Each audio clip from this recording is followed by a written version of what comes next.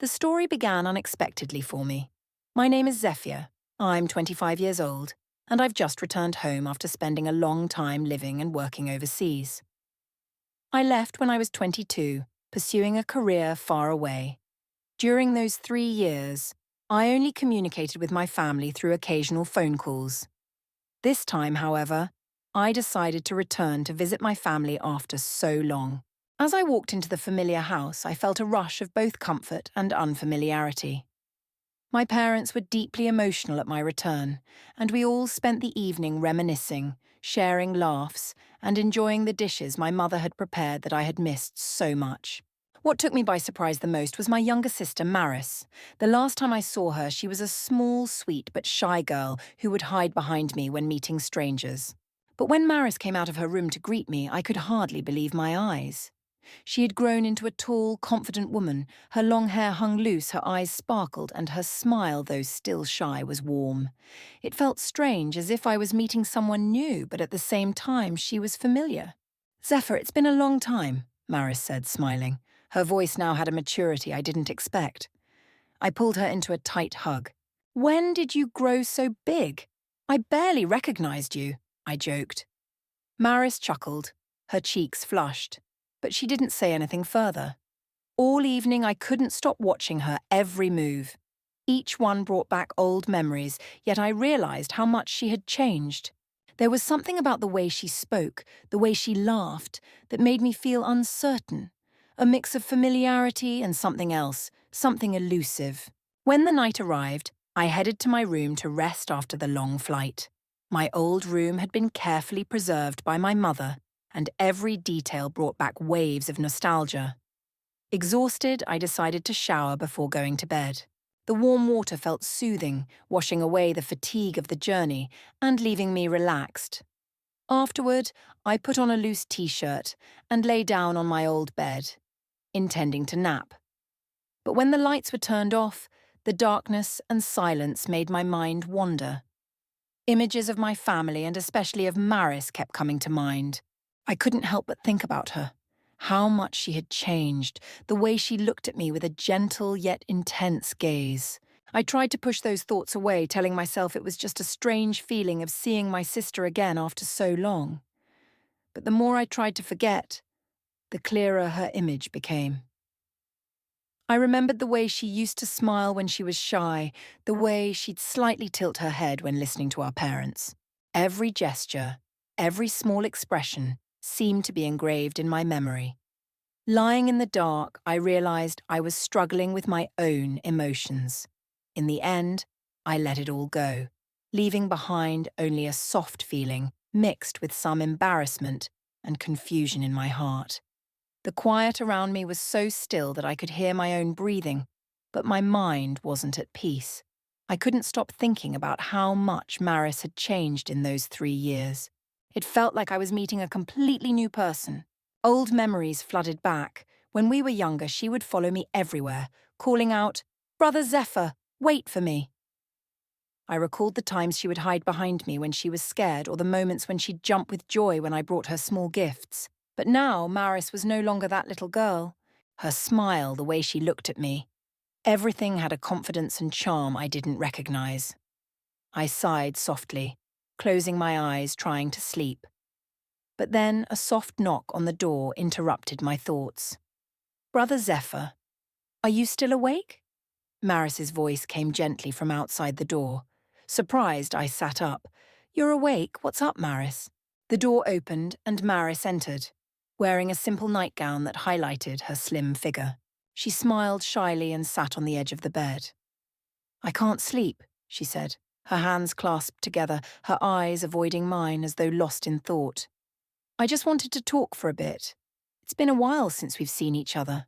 I nodded, keeping my voice casual. "Yeah, it's been a while. So what did you want to talk about?" We began chatting, starting with simple stories about family, work, and what had been happening in our lives. Maris told me about the time she had spent with our parents, her studies, and the small joys she had experienced.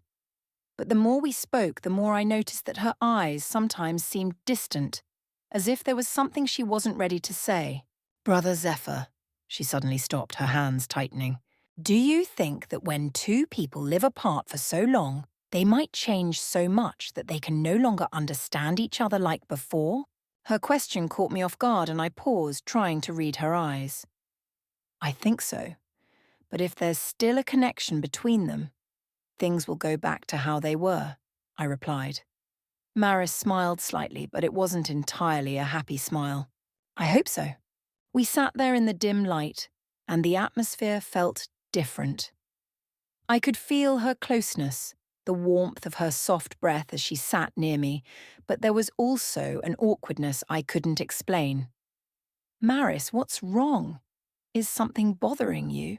I asked softly, trying to keep my voice calm.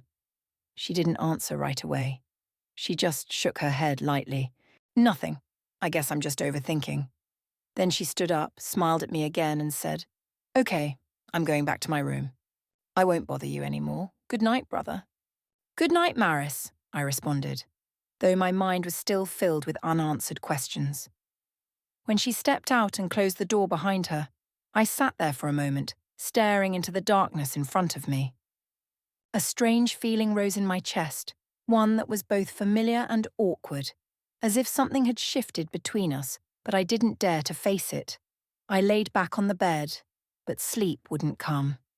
My thoughts kept drifting back to Maris, her half-lidded eyes, her soft voice as she left. There was something unusual about the way she looked at me, as if she wanted to say something but couldn't. Time passed slowly, and the silence only deepened the unsettling feeling in my chest. Unable to bear the suffocating quiet anymore, I decided to go downstairs to the kitchen for a drink, hoping it would calm me. As I made my way down the stairs, the dim light from the living room caught my attention. I stopped and peeked through the half-open door. Maris was sitting on the sofa, her legs pulled up, hugging a pillow. Her gaze was fixed on the TV, but her mind was clearly elsewhere. I entered quietly, careful not to startle her. Are you still awake, Maris? She jumped a little and turned to look at me, her face tinged with slight embarrassment. I couldn't sleep, so I came down here to watch TV for a bit. I sat beside her, keeping a comfortable distance. What's wrong? You've seemed uneasy since I got home, I asked. She bit her lip and looked down at her hands, which were tightly clenched. After a moment, she shook her head. It's nothing, brother. I guess it just feels strange because it's been so long since you've been home. I didn't press her further, but the air between us still felt unusually tense. I looked at Maris, noticing the mature features on her face, yet there was something fragile about her expression, as if she were hiding a secret she didn't want, or couldn't, share. You know, I said, trying to ease the tension, when I first came back, I felt strange too. You've changed so much that it felt like I was meeting a completely new person. Maris turned to me, her eyes wide with surprise. Is change good or bad, brother? I smiled, trying to keep my tone light. It's a good thing. You've grown, become more mature and truly beautiful. Maris blushed at my words and quickly turned away, though she couldn't hide the smile that tugged at the corners of her lips. Thank you, she whispered, her voice so soft that I had to strain to hear it. There was a long silence, broken only by the faint hum of the TV. Finally, Maris spoke again, her voice gentle. Mr. Zephyr, I have a question, but I'm afraid you'll find it strange. I raised an eyebrow. Go ahead, ask. I promise I'll answer seriously. She bit her lip as though contemplating something, then sighed deeply. If two people were once very close, and then one of them suddenly begins to feel differently about the other, would that be wrong? Her question felt like a sharp needle pricking the emotions I had been trying to push aside ever since I first saw her. I didn't know how to respond, but I could feel her eyes on me, waiting, longing for some kind of explanation. I don't think our feelings are ever wrong, Maris, I said slowly, trying to keep my voice steady. But how we act on them is what matters. Do you understand? Maris nodded slightly but didn't say anything further. She turned back to the TV as if lost in thought. Seeing that she didn't want to talk anymore, I didn't push her. But my heart was pounding in my chest, each beat louder than the last. A part of me wanted to leave, to escape this uncomfortable situation, but another part couldn't tear my eyes away from her. Finally, I stood up, trying to sound casual. Okay, I think I should head to bed. Don't stay up too late. We still have plenty of time to talk tomorrow. Maris looked up at me and nodded. Good night, brother. Good night, Maris, I replied. But as I left the living room, I couldn't shake the feeling that the quiet between us was slowly being replaced by something neither of us was willing to name. I returned to my room and closed the door gently, almost as if I were afraid of disturbing the silence that had settled over the house. But the silence only made my mind more chaotic. Maris's question echoed in my thoughts, spinning around like a whirlwind I couldn't escape. If two people were once very close and then one of them begins to feel differently about the other, is that wrong?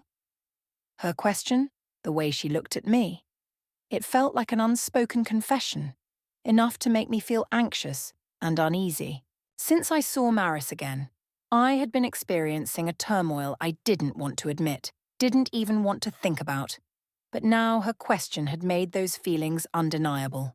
I lay on the bed, wide-eyed, staring at the ceiling, trying to push the tangled thoughts away. But Maris's image kept coming back to me, her smile, her eyes, the way she sat beside me on the sofa, looking confused, yet filled with anticipation. I tossed and turned for what felt like hours until the feeling became too overwhelming. I decided to step out onto the balcony for some fresh air. The streetlights cast soft shadows over the quiet night, and the star-filled sky offered a brief sense of peace, though it did little to calm the storm in my heart. As I stood there, I heard a faint sound from the stairs. Turning, I saw Maris standing there, her eyes fixed on me, uncertain. I couldn't sleep, she said softly, stepping closer. I saw your door open, so I thought you might be out here too. I nodded, trying to keep my tone light. I just came out for some air. Are you okay, Maris? She stood next to me, her hands lightly gripping the balcony railing, her gaze turned upward. It's okay, she said quietly. It just feels strange that you're back.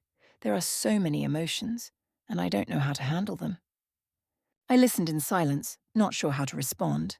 There was something in her voice that made it impossible to interrupt. Zephyr, Maris continued, her voice soft but trembling slightly. Do you ever feel that the people closest to you can also confuse you the most?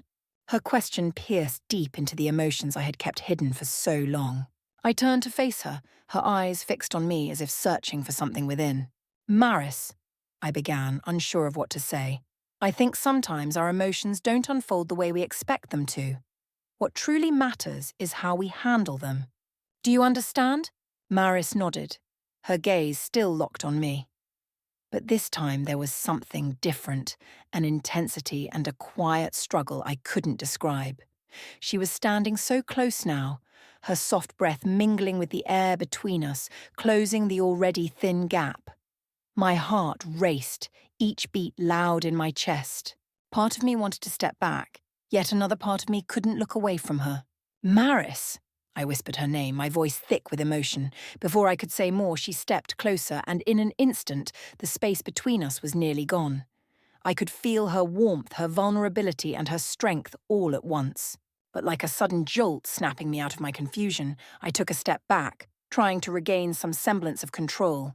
Maris, we can't, I said, my voice trembling, not daring to meet her gaze. You're my sister. This isn't right.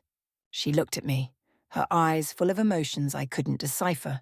She didn't say anything, only gave a slight nod and turned away, walking back into the house without a word. I stood there watching her retreat, my heart weighed down with a sense of uncertainty and confusion. After a while, I returned to my room and lay on the bed, but sleep eluded me. The tension wouldn't let me rest. Every intimate moment between Maris and me since my return kept resurfacing, each one vivid and clear. The shy smile she gave me when we first reunited, her pointed questions, the way she had approached me on the balcony. Everything seemed to be pointing towards something I didn't want to acknowledge. The next morning, I awoke to the first rays of sunlight streaming through the door. My body felt heavy, burdened by the lack of sleep, but there was no time to dwell on it as the aroma of fresh coffee wafted from the kitchen, signaling that everyone was starting their day. I made my way downstairs and saw Maris by the essential oil maker preparing coffee. She wore a loose t-shirt and jeans, looking relaxed yet still beautiful. When she noticed me, she turned around and offered a soft smile, though I immediately recognized the calmness in her eyes. "Good morning, brother," she said, her voice trying to sound casual. "I made coffee. Would you like a cup?" "Yes, thank you," I replied, trying not to show my admiration. I sat down at the table, watching her pour the coffee grounds into the machine, her fingers moving lightly and gracefully. A gesture I felt only I could truly appreciate. We sat across from each other in a quiet atmosphere, heavy with unspoken words. I knew she wanted to say something, and I also wished to break the silence, but every time I opened my mouth, I couldn't find the right words. In the end, it was Maris who spoke first. "Mr. Zephyr, I'm sorry if I made you uncomfortable last night. I didn't mean to cause any trouble." I gazed at her silently, seeing both the sincerity in her eyes and the sadness she was trying to hide. "It's okay, Maris," I said quietly. "I just didn't know what to say either. Everything happened so suddenly." She nodded, placing the coffee powder down in front of her. "I understand. Maybe I'm just confused about myself too." I didn't know how to respond. Her words were an acknowledgement that I wasn't ready to face, but I couldn't keep hiding forever. I couldn't let her feel alone with her uncertainty. "Maris, listen," I said, my voice soft. "We're siblings. Time and change can make things feel strange, but I believe this will pass. As long as we maintain mutual respect, everything will be okay." Maris looked at me, her eyes as if they wanted to say more, but she stopped herself. After a moment, she gave a slight nod. "You're right. Maybe I'm just overthinking things." After breakfast, Maris kept her distance from me for the rest of the day. She occupied herself with small tasks around the house, from cleaning to rearranging the living room. I didn't approach her either, thinking that we both needed space to process our feelings. But this distance didn't ease the tension. If anything, it made me feel even more restless. That evening, when my parents announced they were going to visit a friend and would be gone for the night, I felt the situation becoming more complicated. It was just Maris and me in the house now. I planned to retreat to my room early, hoping to avoid any awkwardness. But then I heard a soft knock at my door. "Maris?" I called, opening the door to find her standing there, her face calm but distant. "Can you come out and talk to me for a moment?" she asked quietly, almost pleading. I wanted to refuse, but something in her eyes made it impossible. I nodded and stepped outside. We made our way to the living room, bathed in soft golden light. Maris sat on the sofa, and I chose to sit a little further away from her. "I just want to explain," Maris said, her voice trembling. "I don't want you to think I'm a stranger or that I'm trying to do something wrong. I just can't control my emotions." My heart tightened at her words. I wanted to interrupt, to tell her it was okay, but I didn't know how to. "Zephyr," Maris continued, turning to face me. "I know what I'm feeling isn't right, but I don't know how to stop." Her words felt like a knife slicing through my heart, but at the same time, they revealed something I had been trying to suppress. I wanted to comfort her, to assure her everything would be fine, but how could I when I wasn't even sure about my own feelings? I looked at her, about to speak, but before I could, she stood up and turned away from me. I shouldn't have thought about this. "I'm sorry," she said quickly before walking out, leaving me once again sitting alone, overwhelmed by conflicting emotions. I remained seated in the living room, the soft yellow light doing little to dispel the chill that had settled in my heart. Maris's words, the emotions she had revealed, and my own helplessness were all building up inside me, like a cork ready to burst. I couldn't help but feel responsible. How did I let things get to this point? Part of me wanted to leave the house, to walk away from everything so I wouldn't have to face her gaze or confront my own feelings. But another part of me stopped me, unwilling to leave her in this state. I didn't want her to feel abandoned or unloved. I got up slowly and walked toward the stairs, pausing in front of a door. It was slightly open, and the light from the table lamp in her room cast a soft, warm glow into the hallway. I knocked gently, my voice barely above a whisper. "Maris, may I come in?" There was no response. I pushed the door open and saw Maris sitting on the edge of the bed, her head down and hands folded in her lap. She didn't look up, but I could tell she knew I was there. "Maris," I said as I moved to sit beside her on the bed. "I'm not sure what to say to make this better, but I'm here, and I want you to know you don't have to face this alone." Maris turned to me, her eyes filled with tears, though none fell. "Zephyr, I know I'm wrong, but I can't stop feeling this way. I've tried, but every time I see you, I can't help thinking about you." I took a deep breath, trying to calm myself.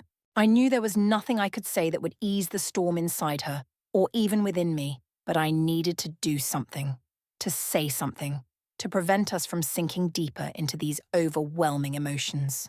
Maris, you're my sister, I said, my voice steady but soft. These feelings may come from being apart for so long, making everything feel unfamiliar. But it's crucial we remember who we are and the roles we play in each other's lives. Maris didn't respond, her eyes filled with pain but also searching for some glimmer of hope. You're right, she said quietly, but I don't know how to forget this feeling.